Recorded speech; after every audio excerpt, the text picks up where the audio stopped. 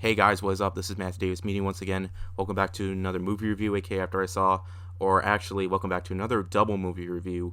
And I need to get these two movie reviews out as soon as possible because one of these movies I saw a week ago, so I think it would be best if I do double movie review for these two movies that I'm going to be talking about right now with you guys. Okay, so the first film I want to talk about is The Farewell, which came out like a couple weeks ago, so I am really late on that. But anyways, The Farewell is directed by Lulu Wang, and it follows a Chinese family who, when they discover their beloved grandmother has only a short while left to live, decide to keep her in the dark and schedule an impromptu wedding together before she passes. Billy, the main character of the movie, feeling like a fish out of water in her home country, struggles with the family's decision to hide the truth from her grandmother, and I really liked what the movie was going for. This is actually inspired by an actual lie that happened. Like they're trying to keep the secret that their grandma is going to die soon because they don't know how she's going to react. They don't want her to be scared, and knowing that when that time comes, they just don't know. They just want to keep it a secret. But as much as Billy does wanna tell her soon, it's best if they just keep it a secret and just tell her that she'll be fine in a few weeks. And it does get pretty dramatic, but it's not a downright, depressing film. In fact, for the most part, it's kind of uplifting, believe it or not, because we see the family and their relationships, and they feel like they're an actual family and have a reason to be on screen, because there are a lot of moments where the family talks in with some really well written dialogue, and it has the movie it does have involve a Chinese family, so you're gonna see a lot of Chinese talking and subtitles. So that didn't really bother me. Sometimes it's like most of the movie is foreign language.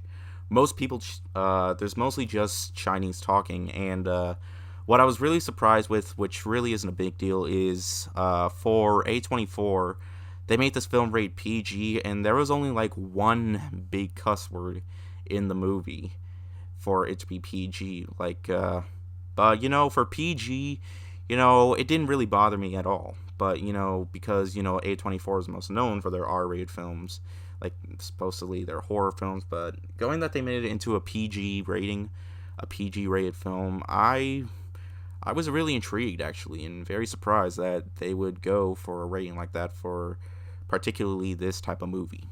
But it would make sense, but the rating just does not matter here. What matters is, it's a movie that, it I don't even know how to put it. I can just say that it's a movie that I feel like is going to really relate to a lot of people, especially, those who have a beloved one and just love them so much that you would hate to lose them. I mean, we've all had that, haven't we? And, all in all, I feel like this is definitely one of the best films of the year.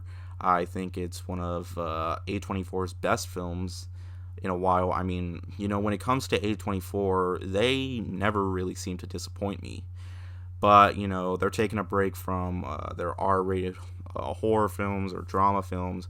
But, this movie, for the most part, it is a drama film, but also it goes a little bit light on comedy, and for the most part, it does have some really comedic moments, particularly some of the family members that want to be all comedic and want to joke around with the family, to maybe lighten the mood up a little bit. That was very necessary, and it's something that I think the audience definitely needs when they're going into something that you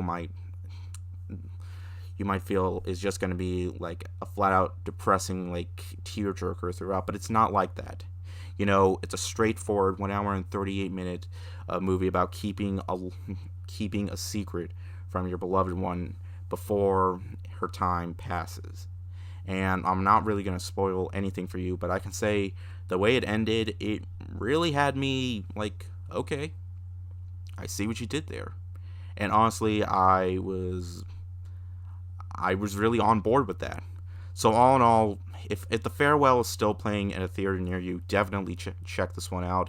It's definitely a movie that I feel like older families can definitely relate to. I'm going to give The Farewell a 4.5 out of 5. So yeah, definitely do not miss this one. If it's still playing in a theater near you, definitely check it out. Alright, so on to my next movie. Alright, next movie I'm going to talk about is Blinded by the Light. So when music fanatic Javad discovers the illustrious back catalog of the boss, his world is turned upside down already. A creative soul, his passion for music and writing is set alight by the songs of the working class poet, whose lyrics feel all too familiar to the aspirational teenager yearning to escape his rundown hometown and the rules of his traditional Pakistani household.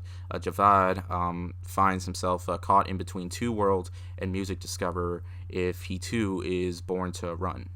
Now, the movie really did look interesting to me.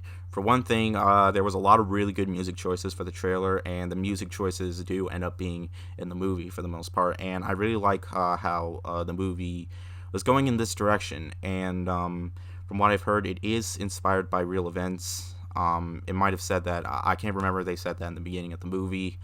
It might. You know what? It probably has. You know what? I think it. I don't know. It's just been a few days, but just forget about that. But anyways, this movie does have a lot of moments, just like The Farewell, a lot of moments with family, and basically, in particular, the relationship between the main character and his dad. His dad, is really concerned about him, and he gets really hard on him, like in terms of, he doesn't want him to go to America. It's too dangerous, and, he's been to America, and it's been like, he really does care for his son a lot, and I think that really is one of the most dramatic parts of the entire movie. Like, it's also a very uplifting and mostly uplifting film, as Javad uses his music and his talent, to impress a girl, and he just wants to share his poetry. That's basically where he gets his poetry from, is when he listens to music. It's like it's speaking to him, and basically it just makes him want to write, how he feels, basically. And when he shares it around the world or around town with other people, it really did lift me up a little bit, because it just made for a really fun and entertaining time, with this main character who you really do care about a lot, and you just want him to, get to what he wants to do best, and when he does, it's just a really fun, uplifting journey throughout, and it's something that I think more people definitely should have seen. I was actually surprised that it only made like less than 5 million on opening weekend. Although when I was tearing tickets, a lot of people went to go see Blinded by the Light by my theater. So I thought hopefully it would have made more money. But I can understand it. Movies like this, aren't really that big on special effects, or it's not a live action Disney remake or anything like that, but it's something that I couldn't have expected, in the very least, at least. And like I said before, the music choices really bring this movie to its uplifting parts. I mean, you got really good song choices, and when the songs play, like some of the words from the song show like something that he would put in his poetry, and it's a pretty straightforward film that honestly, it's inspiring from the very least. Like, there's also a relationship between him and his best friend growing up, and we don't really see him interact with his friend that much, because stuff has been going on throughout with him and his friend. But his relationship with other people he meets, like one of his neighbors, and of course his family and the girl he loves, and bringing it all together, it makes for a pretty emotional and uplifting journey that throughout almost the entire movie, I was really intrigued by it. And if you're really big on like inspirational films that involve